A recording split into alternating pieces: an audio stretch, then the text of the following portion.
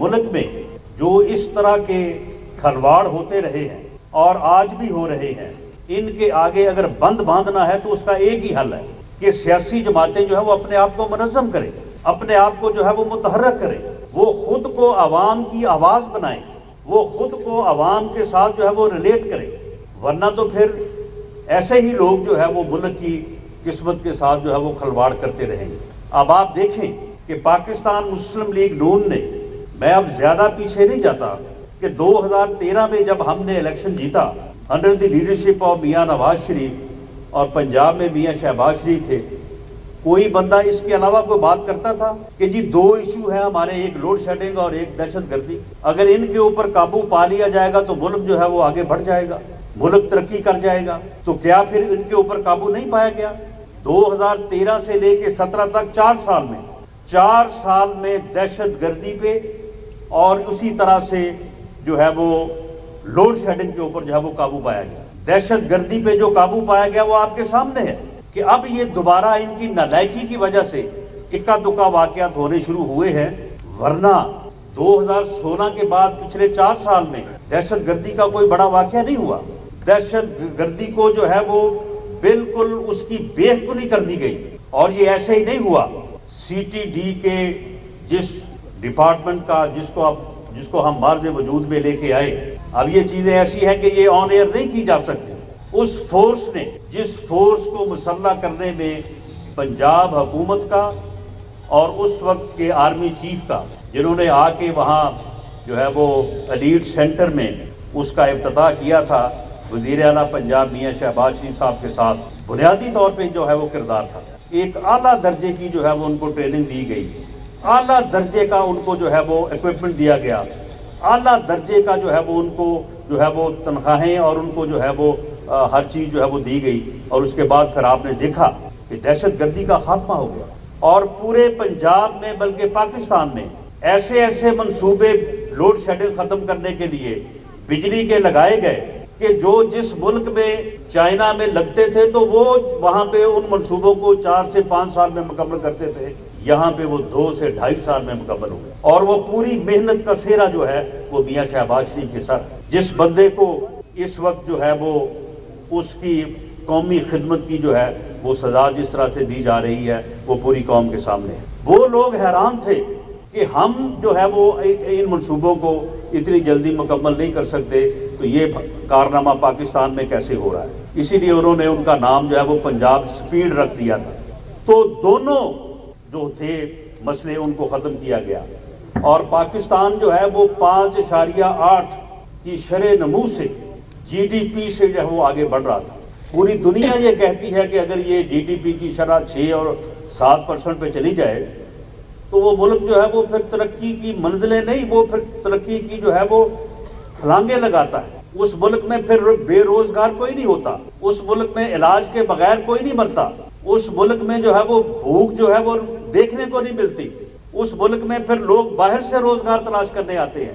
تو کیا یہ ممکن نہیں تھا کہ جو 6% پہ ہم پہنچ چکے تھے ان حالات میں اگر ہمیں دوبارہ موقع ملتا تو یہ 7, 8 بلکہ 10% تک پہنچ جاتا؟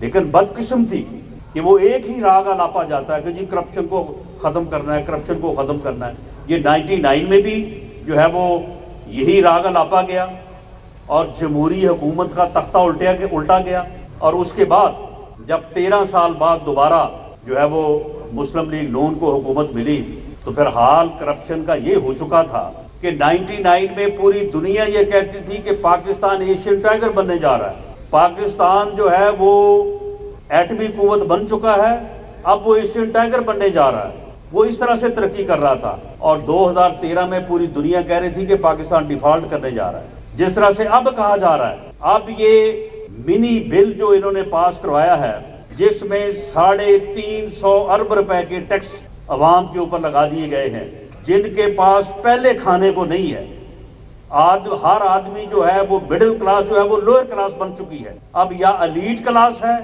تو یا پھر غریب کلاس ہے، وہ درمیان میں جو لوگ جنہیں سفید پوش کہتے تھے وہ ختم ہو گئے۔ لوگوں کی زندگی جو ہے وہ مشکل نہیں ناممکن بنا دی گئی ہے، ان کے اوپر 350 ارب کے ٹیکس لگا دیے گئے۔ اسٹیٹ بینک جو آپ کی معاشی پالیسیوں کا علمبردار ہے، اسے جو ہے وہ IMF کا غلام بنا دیا گیا ہے. IMF کا آدمی جو ہے وہ اس کا سربراہ ہوگا. 1.5 سے 2 کروڑ روپیہ اس کی ماہانہ تنخواہ ہوگی. یہ بل میں لکھا ہے, یہ بل کے اندر لکھا ہے کہ اس کی تنخواہ کتنی ہوگی. اور اس کے بعد یہ ہے کہ اسے کوئی پوچھ نہیں سکتا, اسے کوئی پوچھ نہیں سکتا. وہ اس طرح انڈیپینڈنٹ ہوگا, نہ اسے پارلیمنٹ پوچھ سکتی ہے, نہ اسے کوئی جو ہے وہ انتظامی ادارہ پوچھ سکتا ہے, اسے کوئی پوچھ نہیں سکتا. اور جب پوچھا گیا کہ بھئی یہ ظلم آپ اس ملک کے ساتھ, اس عوام کے ساتھ کیوں کر رہے ہیں, کہتے جی وہ IMF کہہ رہا ہے. او بھئی IMF کا یہ کہنا کیوں مان رہے ہو, کہ جی وہ کہتا ہے میں قسط نہیں دوں گا. تو بھئی ایک قسط لینا کیوں ضروری ہے, جی اگر قسط نہ ملی تو ہم ڈیفالٹ کر جائیں گے. یعنی پھر وہی بات جو 2012-13 میں ہو رہی تھی کہ اب پھر جو ہے وہ ملک ڈیفالٹ کے کنارے پہ کھڑا ہے. یعنی 99 سے لے کے آج تک یہ 23 سال ہو گئے ہیں. ان 23 سالوں میں وہ پاکستان جو اس وقت پوری دنیا کی نظر میں جو ہے وہ ایشین ٹائگر بننے جا رہا تھا, اب یہ بار بار جو ہے یہ ڈیفالٹ کرنے جا رہا ہے. 13 میں ڈیفالٹ کرنے جا رہا تھا, پھر ایک دفعہ بچا لیا گیا. لیکن بچانے والوں کو, خدمت کرنے والوں کو پہلے بھی ملک سے نکالا گیا, جیلوں میں ڈالا گیا, اب پھر ملک سے نکالا گیا, جیلوں میں ڈالا گیا.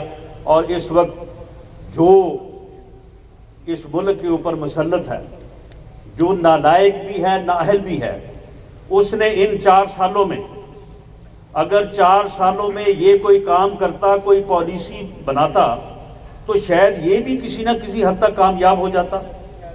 جس طرح سے محنت ہوئی ہے 2013 سے 17 تک under the leadership of Mian Nawaz Sharif, اور لوڈ شیڈنگ اور دہشت گردی جیسے مسائل جو کہ پہاڑ نما مسائل تھے, ان کے اوپر قابو پا لیا گیا. اگر یہ بھی کچھ کرتا تو شاید کوئی نہ کوئی جو ہے وہ کامیابی ہو جاتی. لیکن اس کا تو ایجنڈا ہی ایک ہے. اس نے ان تقریباً 4 سالوں میں کوئی کام نہیں کیا, کوئی پالیسی, کوئی جو ہے وہ اس ملک کے لیے بہتری کا کام نہیں کیا. اس نے صرف ایک کام کیا ہے کہ اپوزیشن کے خلاف مقدمے بنانے ہیں, اپوزیشن کے خلاف پراپیگنڈا کرنا ہے. اگر شہزاد اکبر جو ہے وہ اپوزیشن کو 1.5 گھنٹہ جیو پہ اور باقی چینلز کے اوپر بیٹھ کے جو ہے وہ گالیاں دے اور لائیو چلے, تو اس کو شاباش دینی ہے کہ بہت اچھا کام کیا ہے بھی آپ نے. مقدمے بناؤ. اگر کسی کے خلاف کچھ نہیں ملتا تو اپنے پلے سے 15 کلو ہیروئن جس کی مالیت 22 کروڑ روپے لکھی ہے وہ ڈال دو. یعنی اس کے علاوہ اس نے کوئی کام نہیں کیا. جیلوں میں اس بات کا خیال رکھو کہ کسی کو کھانا نہ ملے. میں 6 ماہ رہا ہوں جیل میں, مجھے گھر سے کھانے کی اجازت نہیں تھی. اسی طرح سے یہ خیال رکھو کہ جیل میں جس سیل میں بند کیا ہے وہاں پہ کسی اور کی ملاقات نہیں ہونی چاہیے. اگر ملاقات کے لیے فیملی آئے تو اس بہانے سے کوئی آدمی جو ہے وہ نہ ملے. مجھے 6 ماہ میں, یہ سارے میرے دوست میرے بھائی بیٹھے ہیں, یہ جیل میں جا کے ان میں سے کوئی نہیں مل سکا. پورے 6-7 ماہ میں ایک صحافی جو وہاں پہ سپرنٹینڈنٹ صاحب کو ملنے کے لیے آیا تھا, اسے پتا چلا کہ میں بھی ملاقات کر رہا ہوں فیملی سے, وہ دھکے سے وہاں پہ آ گیا. وہ سینئر صحافی تھا, اسے روکا تو نہ جا سکا, لیکن بہرحال انہوں نے بڑا وہاں پہ اس کا منت سماجت کی کہ جناب آپ اٹھ جائیں, فوری طور پہ اٹھ جائیں, کوئی بات نہ کریں, ہماری تو نوکریوں کا مسئلہ ہے. یہاں پہ ایجنسیوں کے لوگ بٹھائے ہوئے ہیں, وہ رپورٹ کر دیں گے. یعنی یہ کام کیے اس نے. امریکہ بھی گیا تو وہاں پہ بھی جا کے سے یہی خیال تھا کہ یار وہ میاں نواز شریف جو ہے اس کا شاید AC جو ہے وہ چل رہا ہے, اور اسے جیل میں جو ہے وہ کوئی تکلیف نہیں پہنچ رہی, وہ مزید اس کو تکلیف پہنچائی ہے. اب آپ مجھے بتائیں کہ جس بدبخت کا, یعنی جس کی سوچ یہ ہو, جس کا جو ہے وہ ویژن یہ ہو کہ اس نے صرف اپنے مخالفین کے خلاف مقدمے بنانے ہیں, صرف اپنے مخالفین کے خلاف جو ہے وہ اس نے ایذا رسانی کرنی ہے، آپ مجھے بتائیں کہ وہ ملک کیسے چلا سکتا ہے، وہ کیسے ترقی دے سکتا ہے ملک کو، وہ کیسے ملک کو آگے بڑھا سکتا ہے؟